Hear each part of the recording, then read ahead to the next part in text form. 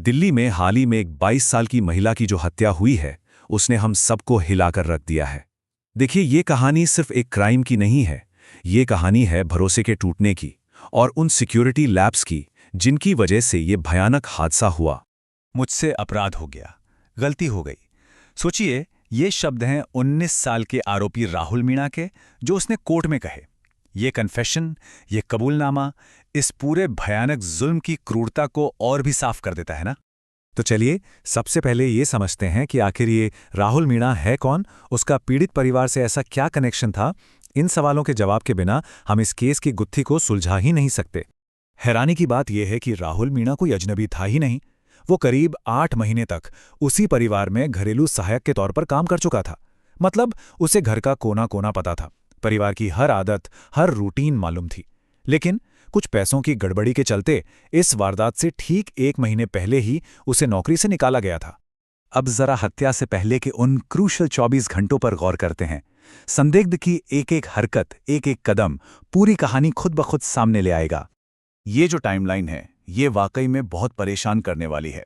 देखिए, मंगलवार की रात आरोपी राजस्थान के अलवर में एक और संगीन जुर्म करता है। अगली सुबह वो दिल्ली के लिए निकलता है और सुबह 6:30 बजे वो कैलाश हिल्स की गेटेड कॉलोनी के अंदर है। और फिर ठीक 6:49 पर वो एक डुप्लीकेट चाबी का इस्तेमाल करके घर में दाखिल हो जाता है। तो अब हम घर के अंदर चलते हैं, उन कुछ मिनटों की कहानी जानने के लिए जो छोटे तो थे लेकिन जानलेवा साबित हुए।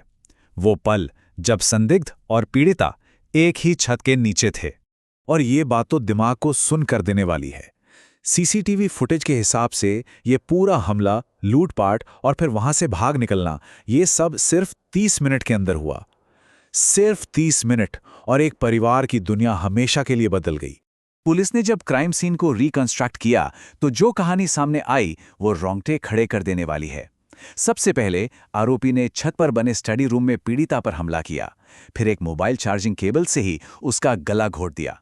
हद तो तब हो गई जब उसने पीड़िता की उंगली का इस्तेमाल करके बायोमेट्रिक लॉकर खोलने की कोशिश की, और जब वो नहीं खुला तो उसे तोड़ दिया। अंदर से कैश और ज्वेलरी निकाली, अपने खून लगे कपड़े बदले और बस वहां से फरार हो गया। क्राइम सीन पर जो कुछ मिला, अब बारी थी उन फोरेंसिक सबूतों को जोड़ने की। चलिए देखते हैं कि लैब में इन सुरागों ने क्या कहानी बताई। ऑफिशियल कॉज ऑफ डेथ था एस्फिक्सियल डेथ, जिसका सीधा सा मतलब है दम घुटने से मौत। पोस्टमार्टम ने भी इस बात की पुष्टि कर दी कि मौत गला घोटने से ही हुई थी, जो कि ठीक वैसा ही है जैसा पुलिस को शक था। एम्स की जो ऑटोप्सी रिपोर्ट आई वो एक बेहद हिंसक झड़प की तरफ इशारा कर रही थी। रिपोर्ट के मुताबिक शरीर पर संघर्ष के कई निशान थे। बाहों और हाथों पर खरोंचें थी, नाक की हड्डी टूटी हुई थी और गर्दन की मांसपेशियों को बहुत ज्यादा नुकसान पहुंचा था। ये सब बताता है कि पीड़िता ने आखिर तक मुकाबला किया होगा। तो अब सवाल ये उठता है कि इन सारे सबूतों को एक साथ रखकर पुलिस आरोपी के खिलाफ अपना केस कैसे मजबूत कर रही है। देखते हैं। एक बात तो साफ है, जांच करने वाली टीम कोई भी कसर नहीं छोड़ रही है। देखिए, कोर्ट से 4 दिन की कस्टडी मिल चुकी है पूछताछ के लिए। पुलिस अब अलवर से लेकर दिल्ली तक पूरे क्राइम सीन को रिक्रिएट करने की तैयारी में है, ताकि हर कड़ी को जोड़ा जा सके। पीड़िता का फोन, चोरी हुए पैसे और गहने, इन सब को रिकवर करने की कोशिशें भी चल रही हैं। और हाँ, उस ऑटो रिक्शा वाले से भी पूछताछ हो चुकी है जो आरोपी को उसके होटल तक ले गया था। ये पूरा मामला आखिर में एक बहुत ही परेशान करने वाला सवाल छोड़ जाता है कि कैसे पर्सनल ट्रस्ट, यानी किसी पर भरोसा करना, और मॉडर्न सिक्योरिटी, ये दोनों चीजें एक साथ इतनी बुरी तरह फेल हो सकती हैं।